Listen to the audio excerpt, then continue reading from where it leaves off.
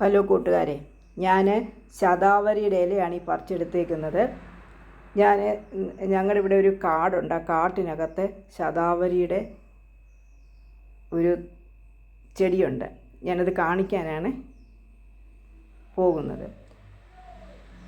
ഇവിടെ നിറച്ച് ഇച്ചക്കാടാണ്. അതുപോലെ ഇത് നീരൂറ്റിയാണ്.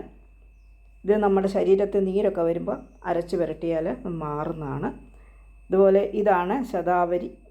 അതിൻ്റെ വള്ളിയാണ് ഈ കിടക്കുന്നത്. ഇതൊരു പറങ്കിയിലോട്ട് പടർന്ന് കയറി കിടക്കുകയാണ്. ഇതിന് അടുത്തടുത്തായിട്ട് രണ്ട് മൂടുണ്ട്. അത് ഞാൻ കാണിച്ചു തരാം.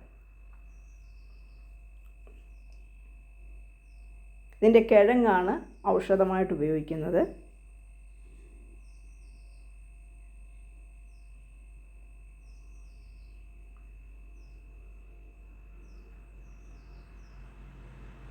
ഇതാണ് വള്ളി.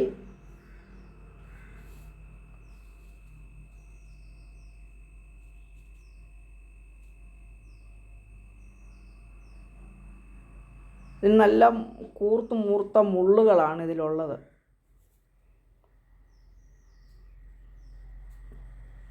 ഇഞ്ചക്കാടായതുകൊണ്ട് നടന്ന് എത്താൻ പാടാണ്. ഞാനത് പറങ്കിയിലൊക്കെ പടർന്ന് കിടക്കുന്നത് കാണിച്ചു തരാം കേട്ടോ.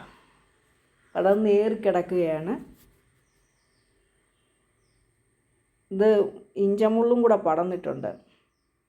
ഈ പറങ്കിയിലാണ് കയറി കിടക്കുന്നത്. കണ്ട, ശതാവരിയുടെ വള്ളിയാണ് ഈ കയറി കിടക്കുന്നത്. ഞാൻ മുമ്പേ മൂട് കാണിച്ചായിരുന്നു.